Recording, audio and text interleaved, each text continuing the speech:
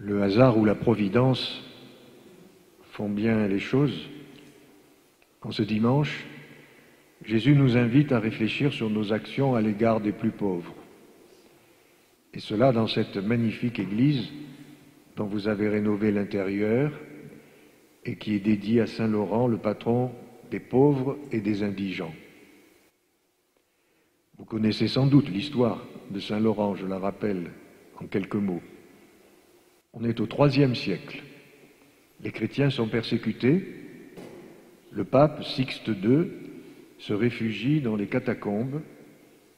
Découvert, il est décapité. Les autorités civiles de l'époque croient que l'Église est riche. Laurent est donc convoqué et on lui intime l'ordre de livrer les richesses de l'Église. Ce que les autorités ne savent pas, comme quoi les rumeurs ne permettent jamais de tout savoir, c'est qu'avant de mourir, le pape avait demandé à Laurent de tout distribuer aux pauvres jusqu'au vase sacré pour que rien ne tombe entre les mains des persécuteurs. Ce que Laurent a fait sans tarder.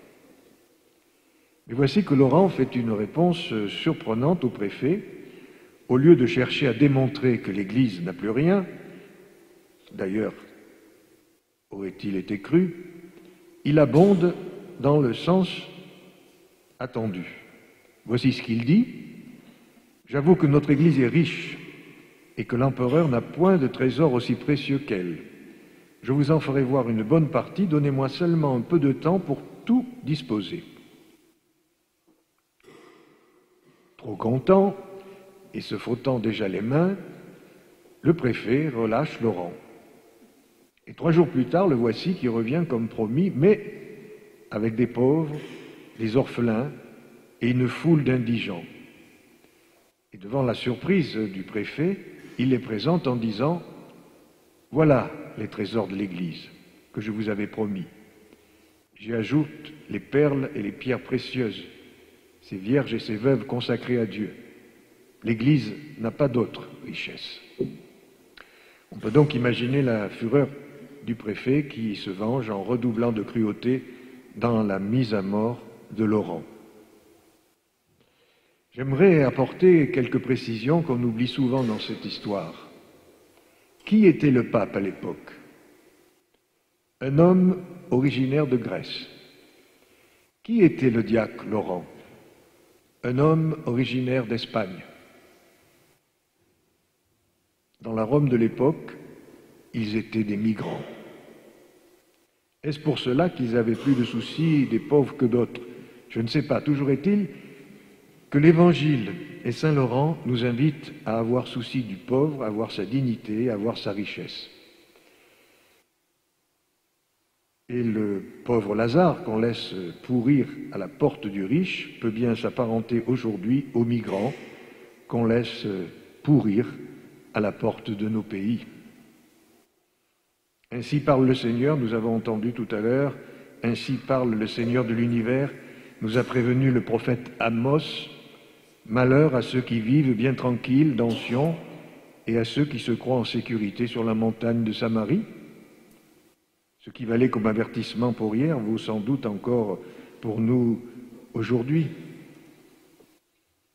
J'avoue que je suis choqué par les réactions de certains présidents de conseils départementaux qui font tout pour ne pas accueillir de migrants.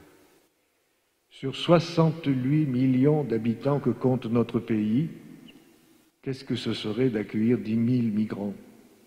Un migrant pour 6 800 habitants, 20 migrants pour l'ensemble des Hautes-Alpes, pas plus qu'un tiers ou la moitié d'un migrant pour vous dans le Queyras, si tant est qu'on puisse couper les migrants en morceaux. Alors c'est trop facile de dire qu'on ne veut pas de migrants et qu'ils restent chez eux. Ils ne demandent que ça, de rester chez eux. S'ils avaient de quoi manger, un lieu où dormir. Quand on a le vivre et le couvert, on ne s'en va pas. Si Lazare avait eu de la nourriture et un toit, pensez-vous qu'il serait venu s'installer à la porte du riche et y mourir? Non, il serait mort dans son lit. Mais quand on n'a rien à se mettre sous la dent, ou quand on vit sous les bombes, on s'en va. Et ce n'est pas de gaieté de cœur, croyez-moi. Les bas et les hauts alpins pourraient se souvenir des raisons pour lesquelles ils sont partis il n'y a pas si longtemps que ça. Les habitants de la vallée de l'Ubaye vers le Mexique, les Champsaurins vers la Californie. Et vous-même, dans le Queyras, n'avez-vous pas perdu les 3/4 de votre population depuis le XIXe siècle? N'avez-vous pas vu vos jeunes partir, tenter leur chance ailleurs, même si depuis quelques années l'érosion démographique s'est arrêtée? Et puis, en tant que région frontalière, vous savez ce que c'est que de souffrir des guerres? Expédition de la Valteline, guerre de succession de Mantoue, guerre de 30 ans, guerre de la Ligue d'Augsbourg, tout cela rien que pour le XVIIe siècle. Et puis encore, guerre de la succession d'Espagne, guerre de la succession d'Autriche, cela au XVIIIe siècle. Et le XXe siècle n'est pas en reste, avec 200 morts pour une population qui n'excédait pas 4000 habitants lors de la Première Guerre mondiale. Et lors de la Seconde, rappelez-vous, la commune de Ristolas et une partie de la commune d'Abriès occupée par les Italiens, les habitants des hameaux et des villages situés près de la frontière avec l'Italie déplacée en Ardèche, le village de la Monta incendié, les hameaux de Prat-Roubaud et du Roux d'Abriès en partie ou en totalité détruits par les obus allemands, la droite d'Abriès incendiée, les exactions commises à Aiguille et de jeunes résistants tués à la Monta. Alors, rappelons-nous nos propres malheurs et compatissons aux malheurs des autres. J'ai entendu dire qu'à Arvieux, jadis, la première foche était réservée aux veuves et aux orphelins. Je suis sûr que cette tradition de solidarité est toujours vivante parmi vous. Alors, bien sûr, nous craignons le choc des cultures. Mais vous, Queyrassins, vous pouvez nous apprendre ce que cela veut dire cohabiter. Lorsqu'il y a quelques siècles, catholiques et protestants se haïssaient au point de s'entretuer, pensait-il une cohabitation entre eux possible? Certes non. Une telle perspective était inenvisageable. Or, ici, à Arvieux, comme dans d'autres villages du Queyras, le temple et l'église se font quasiment face maintenant. Peut-être pas sans quelques incompréhensions réciproques, mais en tout cas sans mort entre les deux communautés. Donc, la cohabitation qui semblait impossible, eh bien un jour, elle est devenue possible.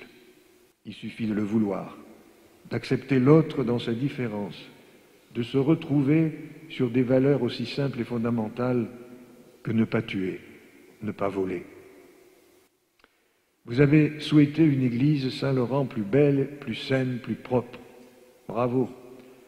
Vous vous êtes attelé à la restauration de l'intérieur de cette église. Maçonnerie, ferronnerie, menuiserie, décor peint, mobilier, électricité, lustrerie. Et le résultat est au rendez-vous. C'est magnifique. Mais pensons aussi à nos cœurs, qui sont eux aussi, comme cette église, des temples de Dieu, qui ont besoin de temps à autre d'être un peu remis à neuf, qui puissent être aussi beaux que cette Église. Et comment les rendre beaux? Eh bien, en agissant comme le Christ nous le demande dans son Évangile, que ça nous plaise ou non, que ça nous coûte ou non. Nous voulons être chrétiens? Eh bien, posons-nous la question, qu'aurait fait le Christ face à ma place, en présence de frères et sœurs en humanité, assis à la porte de mon Église, de ma maison, et de nos frontières? Qu'aurait-il fait? Et que faisons-nous? Le Christ ne s'est pas fait d'illusions sur les 5 frères du riche le jour où il a raconté l'histoire de Lazare. S'il n'écoute pas Moïse, ni les prophètes, quelqu'un pourra bien ressusciter d'entre les morts, ils ne seront pas convaincus. Il ne s'est pas fait d'illusions sur eux, j'espère qu'il n'en est pas de même pour nous.